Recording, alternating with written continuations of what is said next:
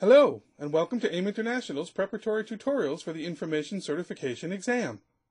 I'm Steve Weissman, Principal Consultant at Holly Group and a certified AIM training instructor in the realm of content, process, and information management. I'll be your guide as we review the exam's major domains of expertise, and I'll tell you all you need to know to earn that passing grade.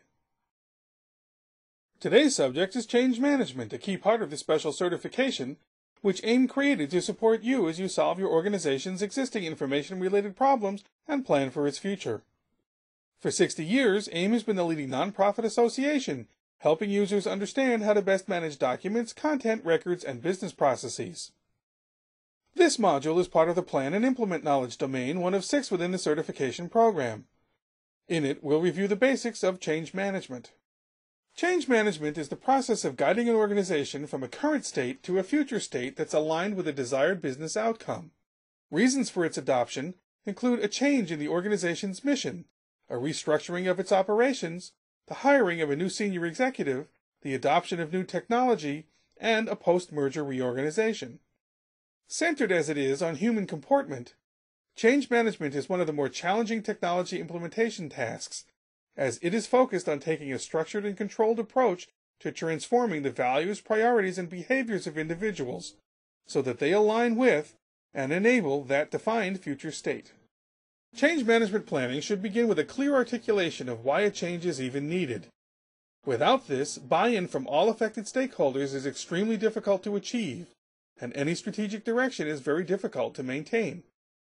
The next steps involve a series of activities aimed at preparing for, managing, and ultimately reinforcing change.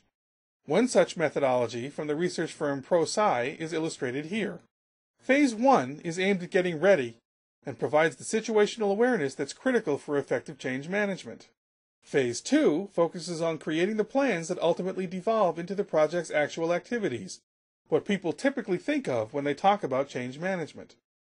Finally, Phase 3 is all about ensuring that the change is sustained and incorporates the development of measures and mechanisms to see if the change has taken hold.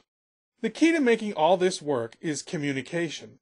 Because change breeds uncertainty about the future, and human beings generally dislike uncertainty, the more people know about what's going on, and the more opportunity they have to influence it, the more comfortable they become with the eventuality.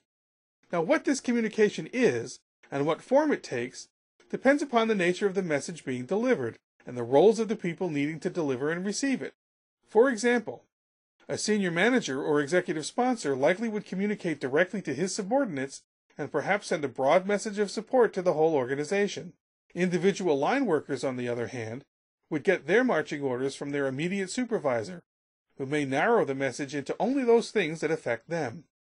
Best practices dictate that several varieties of communication should take place during the different phases of activity. For instance, notice of the coming change is something that should be given to all stakeholders wherever possible, so as not to spring a potentially unhappy surprise on them and to begin boosting their awareness so their expectations can align with the future.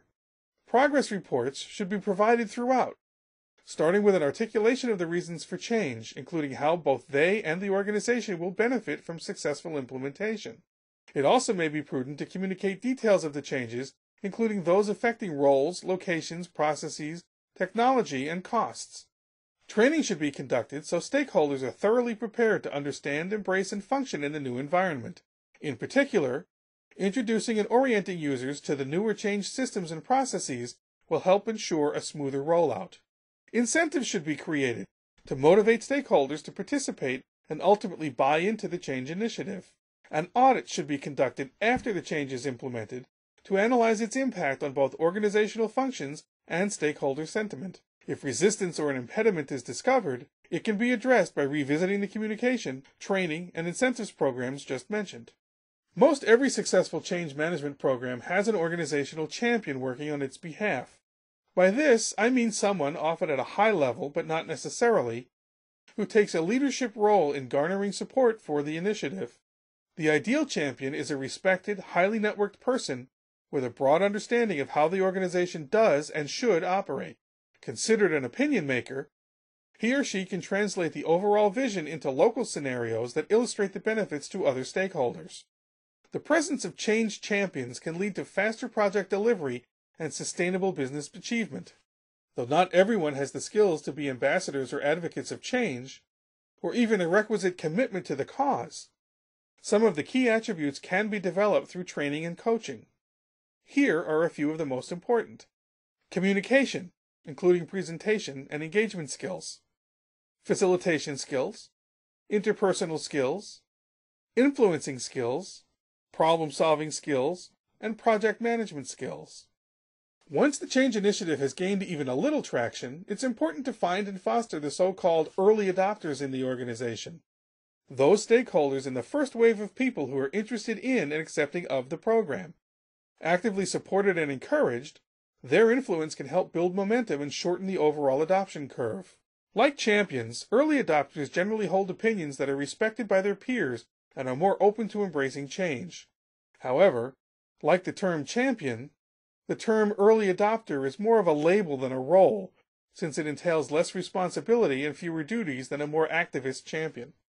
Nevertheless, identifying and uplifting early adopters can be extremely important in launching a change management program because they can influence their peers by participating in pilots, helping to develop or validate documentation and training materials, and becoming super users who can provide basic assistance to others when the time comes.